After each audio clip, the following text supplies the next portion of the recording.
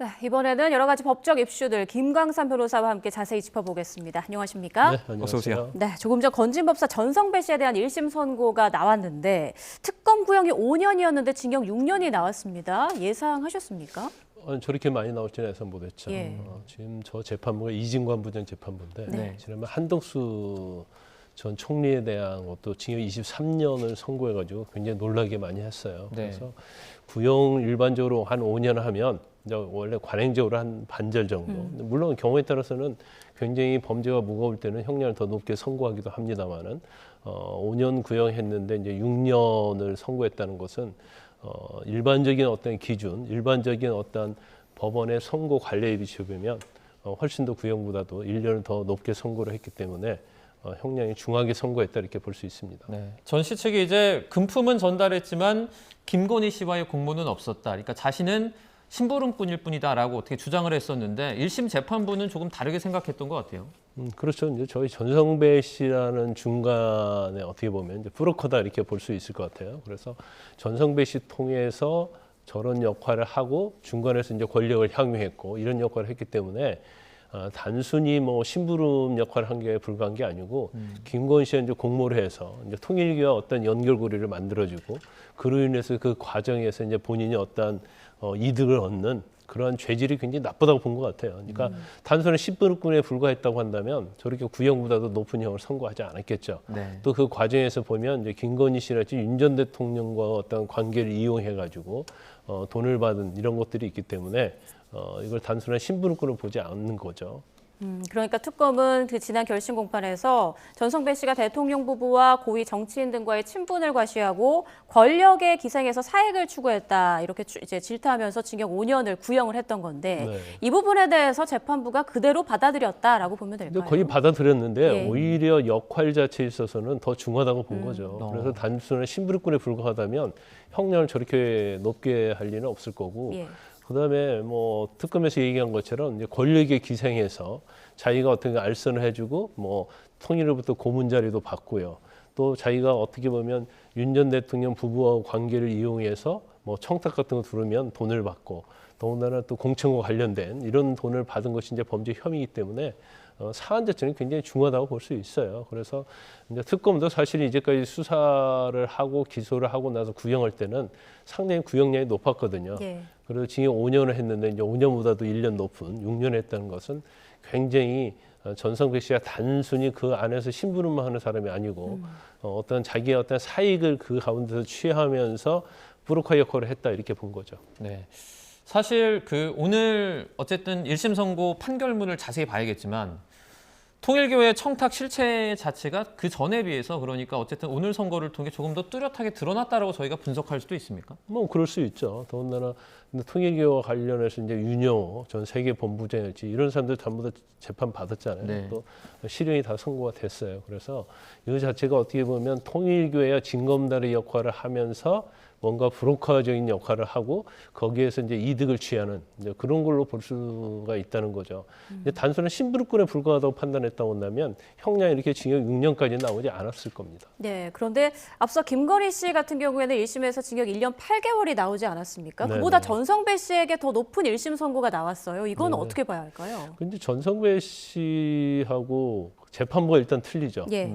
그래서 범죄 혐의에 대한 평가를 어떻게 할 것인가 이렇게 봐야 하고 김건희 씨 같은 경우에는 이제 유죄가 나온 것이 사실 전생명 씨와 관련된 부분 아닙니까?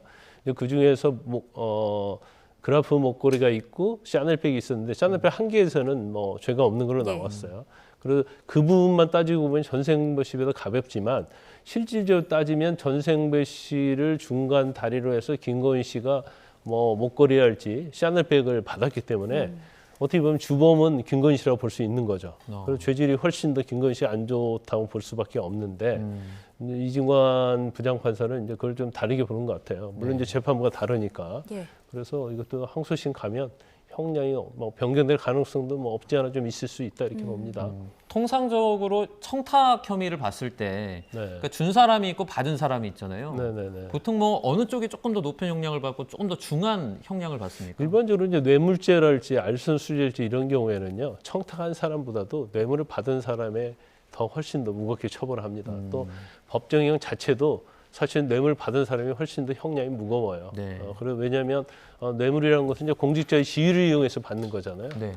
그렇기 때문에 사적인 사람이 뇌물을 주는 것 자체보다도 이걸 받은 공직자가 어떻게 보면 공무원간에서 굉장히 부패한 행위를 한 거지 않습니까? 그렇기 때문에 더 받은 측을 더 무겁게 처벌하죠. 네. 자, 그리고 전성배 씨에 대해서 공소자 사실 중에 일부를 자백했고 동종 전과가 없다라는 부분에 대해서 이제 양형에 참고를 했다라는 재판부의 그 속보가 들어왔고요.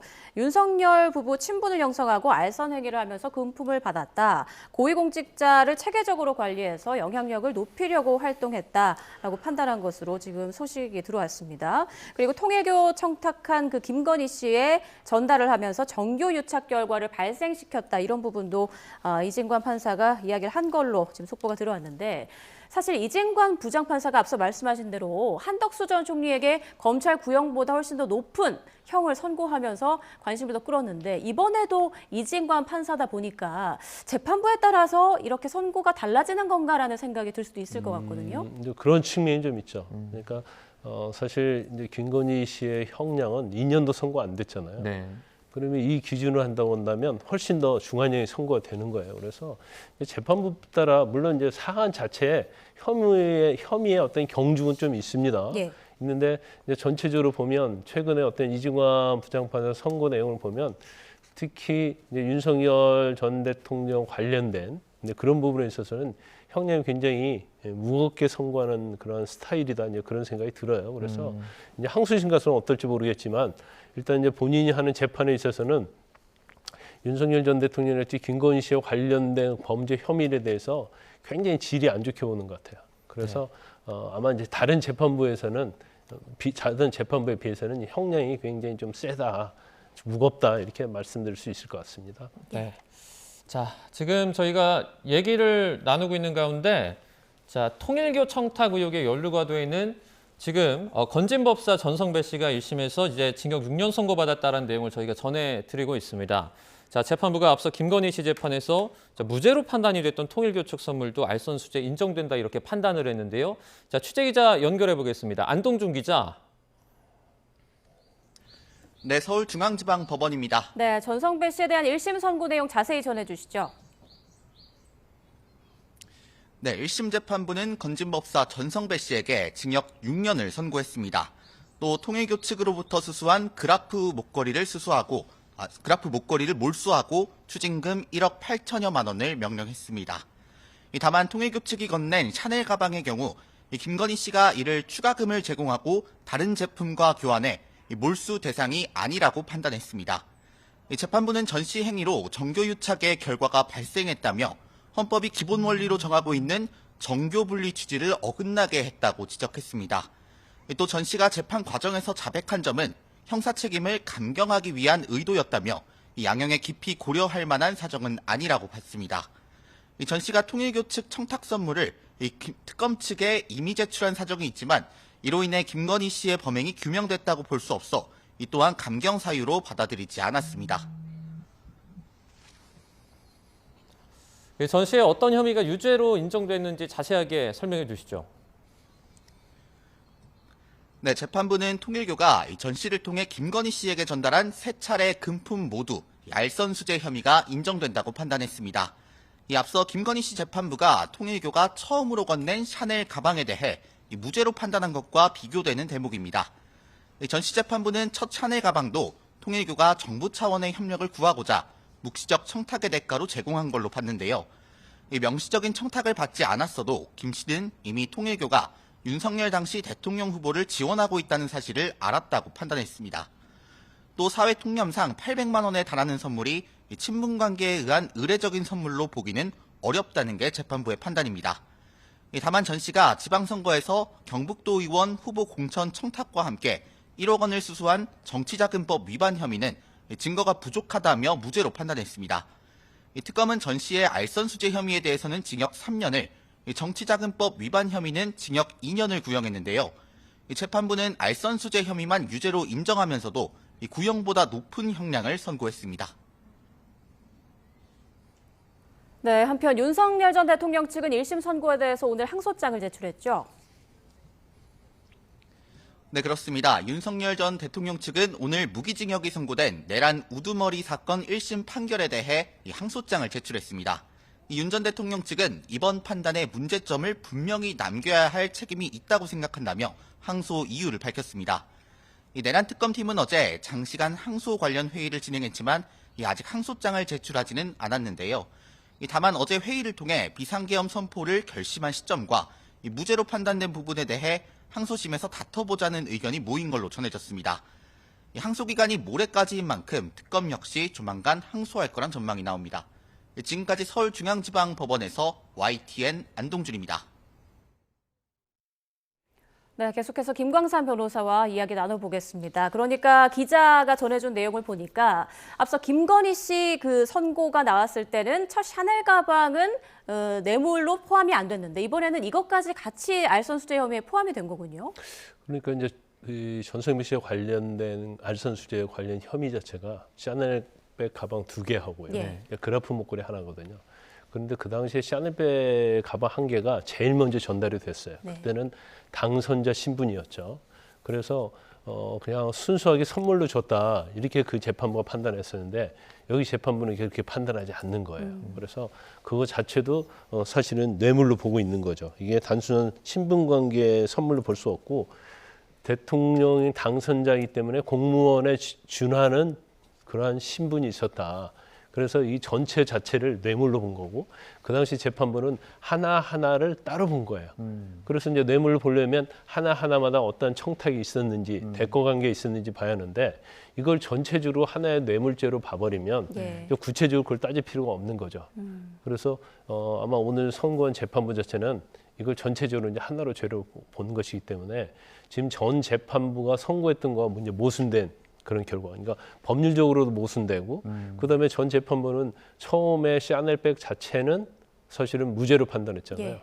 그런데 이걸 이제 전체적으로 하나의 죄를 봐가지고 유죄를 판단했다 이렇게 볼 수 있습니다. 네, 이게 좀 받아들이는 입장에서는 조금 재판부에 따라서 결과가 조금 달라서 혼란스럽긴 한데요. 저희가 이 부분은 또 잠시 뒤에 또 저희가 뭐 중요한 내용이 들어오는 대로 또 전해드리도록 하고요.